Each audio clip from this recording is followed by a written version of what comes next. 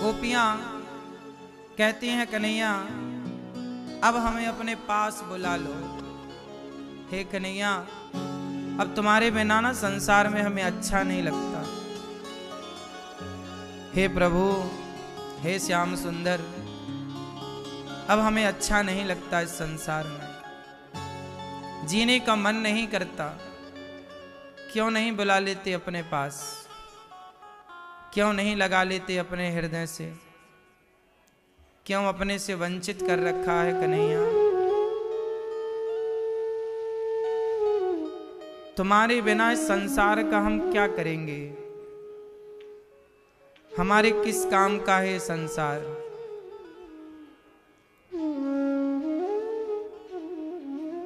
तुम हो तो ये संसार है।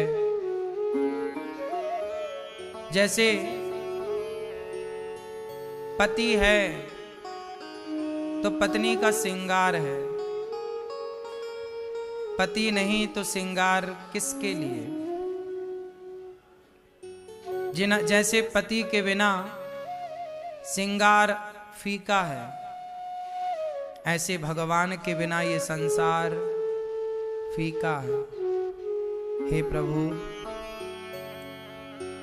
अब तुम चले गए हो तो हमें भी बुला लो, जहां हो वहीं रखो, कम से कम अपने से दूर तो ना करो। हे श्याम सुंदर, प्रार्थना केवल इतनी है कि बस अपने चरणों में लगाए रखो, लिपटाए रखो। हे नाथ, हे श्री कृष्ण, ये संसार का सुख अब किसके लिए है, अच्छा नहीं लगता है। कुछ भी स्वाद नहीं है संसार में।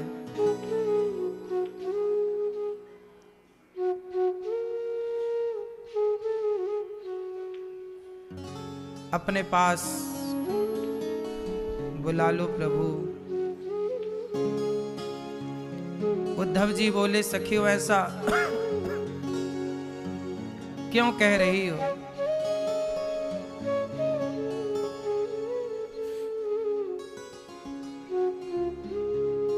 देखो ये प्रेम जो है बड़ा अटपटा है।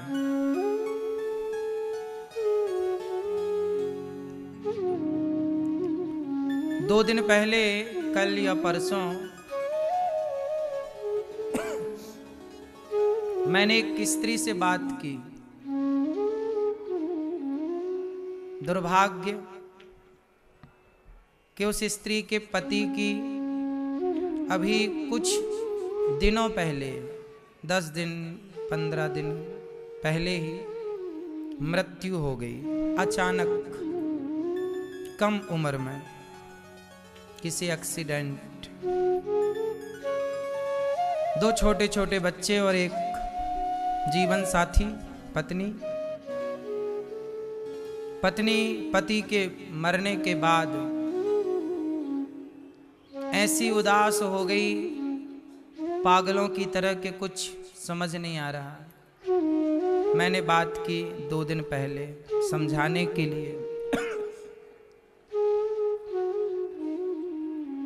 उसने कहा गुरुजी ऐसा लग रहा कि ये मजाक है, ऐसा लगता है कि वो अभी आएंगे, अभी तो गए हैं काम में।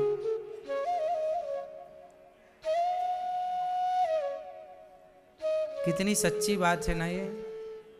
संसार से जब हम प्रेम कर लेते हैं, जिससे प्रेम करते हैं, यदि वो चला जाए भगवान के घर, तो ऐसा लगता है थोड़ी देर के लिए मजाक कर रहा है कोई। ये जो दृश्य है ना, ये एक मजाक है, पर वो होता तो सच्चा ही है। सोचिए, वो महिला है, पानी भी नहीं पीती, एक कोने में बैठी है तो बैठी है। किसकी याद में? एक पति, एक पुरुष के लिए। जीवन साथी चला गया, बैठी है तो बैठी ही है, कोई खिला दिया तो कुछ खा लिया, वरना खाने में अब उसका मन नहीं है, भूख नहीं लगती, कुछ भी अच्छा नहीं लगता उसे। सोचिए, संसार के एक सामान्य व्यक्ति के प्रेम में ये स्थिति है, तो जगत के पालनहार से जिस दिन प्रेम हो जाएगा स्थिति क्या होगी।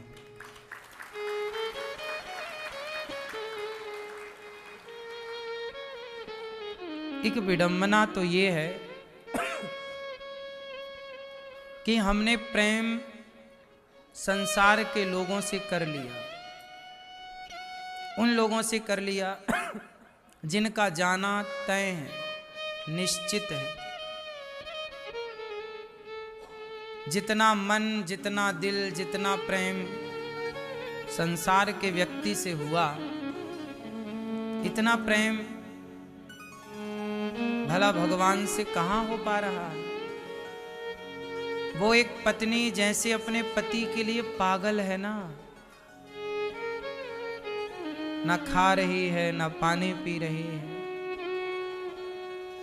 ना तो उसे नहाने का ख्याल है, ना तो कपड़े बदलने का ख्याल है, ना मुंह धुलने का ख्याल है, ना सोती है। सोचिए, ये स्थिति किसी इंसान के लिए तो हो सकती है, लेकिन यही स्थिति जिस दिन भगवान के लिए हो गई, सच कहता हूं इसी जन्म में भगवान मिल जाएंगे। यही स्थिति चाहिए, यही स्थिति चाहिए ईश्वर के लिए। विडंबना देखिए कि ये स्थितियां सांसारिक लोगों के लिए तो बन जाती हैं, भगवान के लिए बना पाना यही स्थिति कितना कठिन है। क्योंकि हम संसार को अपना मान लेते हैं, संसार से प्रेम हो जाता है, भगवान को अपना मान नहीं पाते, भगवान से प्रेम हो ही नहीं पाता। इसलिए गोपियां कहती हैं, उद्धव बताओ कि हमारे कृष्ण कब मिलेंगे, कब आएंगे। गोपियां कह रही हैं, कब आएगा मेरा सांवरिया, कब आएगा मेरा सांवरिया, कब आएगा मेरा सांवरिया, कब आएगा मेरा सांवरिया।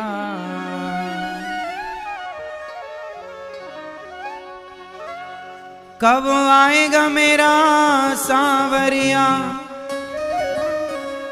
कब आएगा मेरा सांवरिया, कब आएगा मेरा सांवरिया, कब आएगा मेरा सांवरिया, कब आएगा मेरा सांवरिया, कब आएगा मेरा सांवरिया।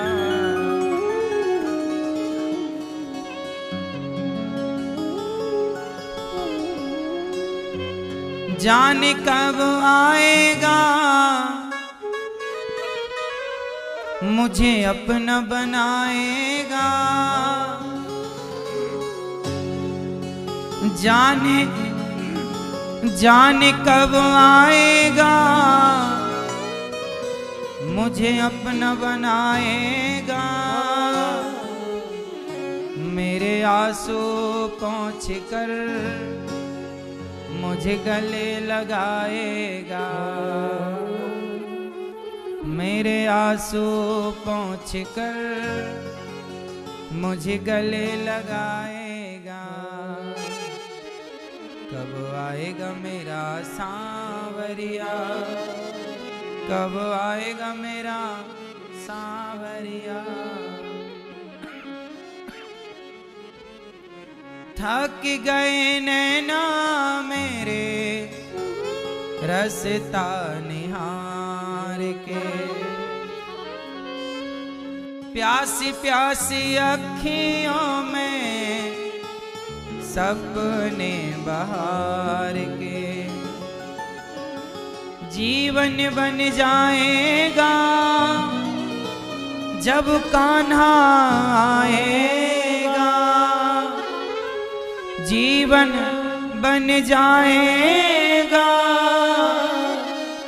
जब कान्हा आएगा।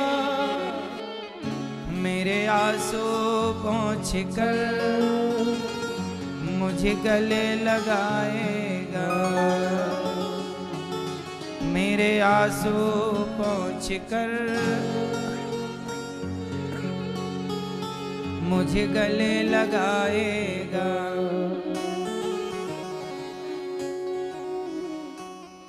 गोपियां कह रही हैं कब आएगा उद्धव, तुम आए हो, कृष्ण कब आएंगे? हे गोविंद कृष्ण कब आएंगे? गोपियां कुछ कहती हैं, ये बताओ हमारे कृष्ण ने क्या भेजा है? पत्र निकाला भगवान का लिखा हुआ, गोपियों ने उस पत्र के गोपियों ने उद्धव जी से छीना, एक ने छीना, दूसरी ने एक टुकड़ा किया, टुकड़े टुकड़े कर दिए और टुकड़े टुकड़े करके उस पत्र के माथे से लगाया, चूमा, हृदय से लगाया। उद्धव जी ने कहा सखियों कम से कम पत्र को पढ़ तो लिया होता, तुमने पढ़ा नहीं और फाड़ दिया। गोपियां बोली उद्धव हमने तो कृष्ण को ही पढ़ लिया है, कृष्ण के पत्र में क्या लिखा है पढ़ने की जरूरत नहीं, बस कृष्ण ने हमारे को याद किया है, हमारे लिए इतना पर्याप्त है। देखो कितना प्रेम है, भगवान ने हमें याद किया है बस, बहुत है। एक भक्त थे, नारद जी उनके पास गए, जंगल में वो रहते थे।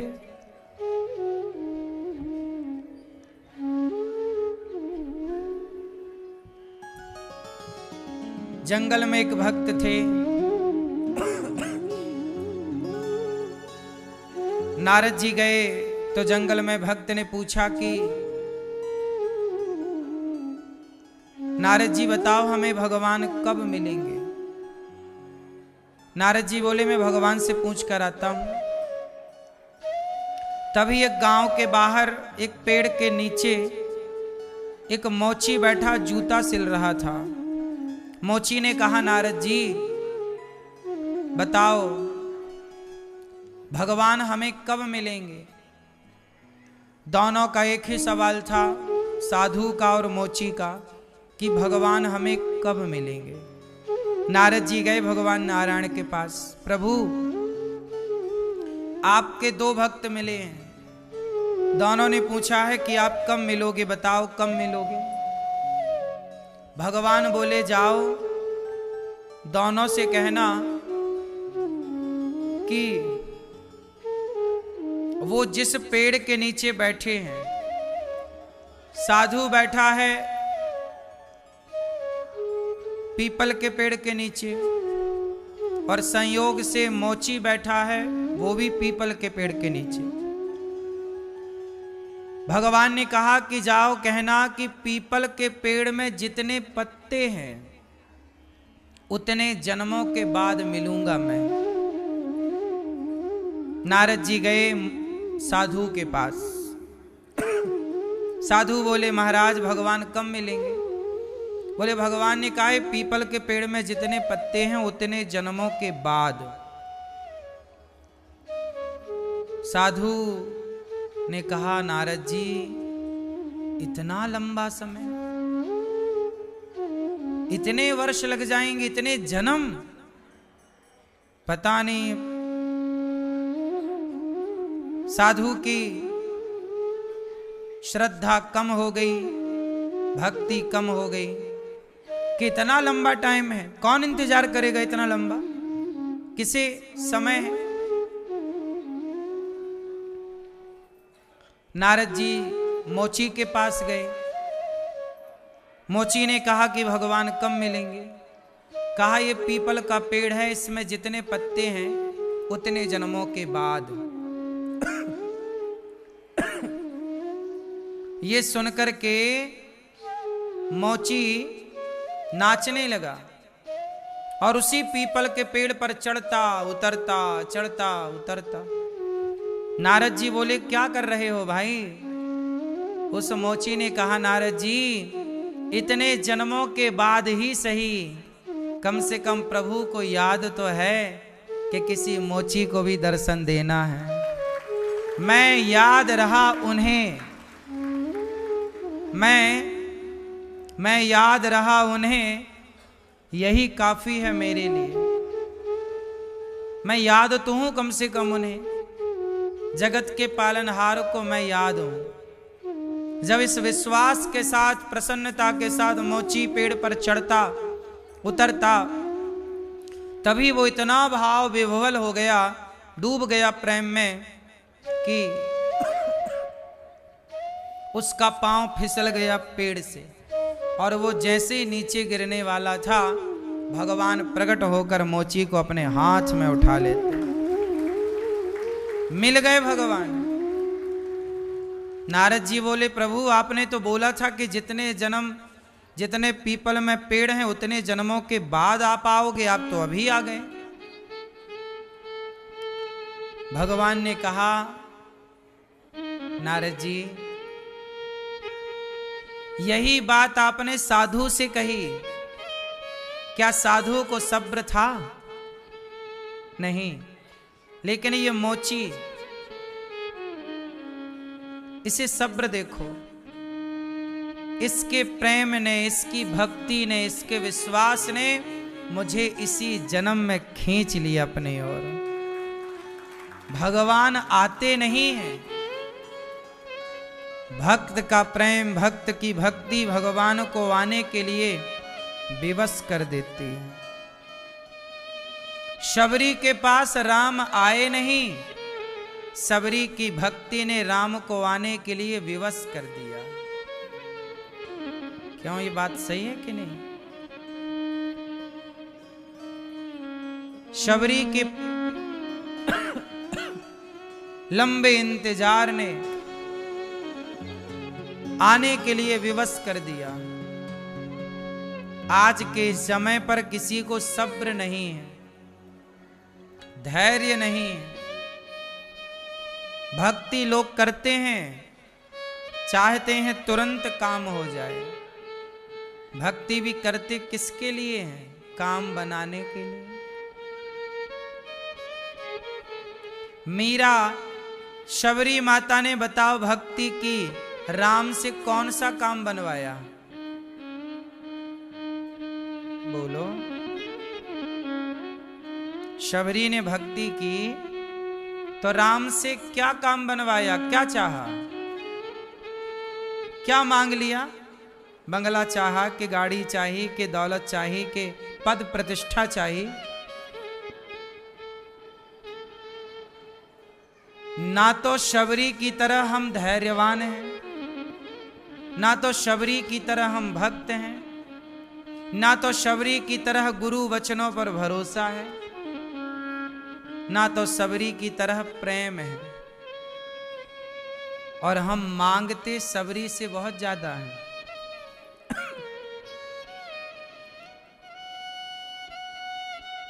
हम लोग भक्त के नाम पर, भक्ति के नाम पर भगवान से कुछ ना कुछ मांग लेते हैं। बिना मांगे आजकल भक्ति ना के बराबर है। गोपियां भगवान को याद कर रही हैं। उद्धव जी से गोपियों ने कहा, ऐ उद्धव हमें ज्ञान की पोथी न सुनाना। ऐ उद्धव हमें ज्ञान की पोथी न सुनाना। हम प्रेम दीवानी हैं, वो प्रेम दीवाना। तन मन जीवन श्याम का, श्याम हमारा काम। राम राम मैं रम रहा, वो मत वाला श्याम। इस तन में अब योग का नहीं कोई ठिकाना। हम प्रेम दीवानी हैं, वो प्रेम दीवाना। गोपियां रो पड़ी उद्धव इन असुवन को। ऐ उद्धव, ये मेरे आंसू भर लो अपनी चुल्लू में, अंजलि में। उद्धव इन असुवन को हरि सन्मुख ले जाओ। पूछे हरि कुशल तो चरणों में दियो चढ़ाओ। कहियो जी, कहियो जी, इस प्रेम का यह तुच्छ सा नजराना। ऐ उद्धव हमें ज्ञान की पोथी न सुनाना। हमें ज्ञान ना दो उद्धव। उद्धव जी ज्ञान दे रहे, और भला गोपियों को ज्ञान कैसा? क्या करेगा ज्ञान? प्रेम डोर से बंध रहा जीवन का संयोग। सुमिरन में डूबी रहूं, यही हमारा योग। उद्धव बोले आओ हम तुम्हें ज्ञान योग सिखाएं। गोपियां बोली ना, हम कृष्ण से प्रेम करती हैं, यही हमारा योग है। प्रेम डोर में बंध रहा जीवन का संयोग। सुमिरन में डूबी रहूं, यही हमारा योग। कानों में रहे गूंजता, कानों में रहे गूंजता वंशी का तराना। ऐ उद्धव हमें ज्ञान की पोथी न सुनाना। हम प्रेम दीवानी हैं, वो प्रेम दीवाना।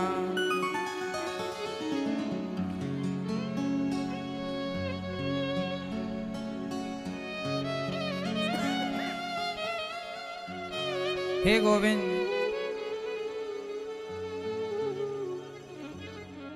अब तो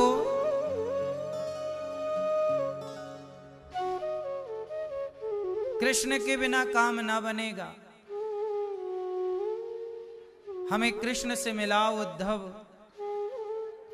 आए थे उद्धव जी समझाने, पर प्रेम के पाठ ने, गोपियों के प्रेम ने उद्धव को ही परिवर्तित कर दिया, बदल दिया। एक बात आप लोग बहुत अच्छे से समझ लो,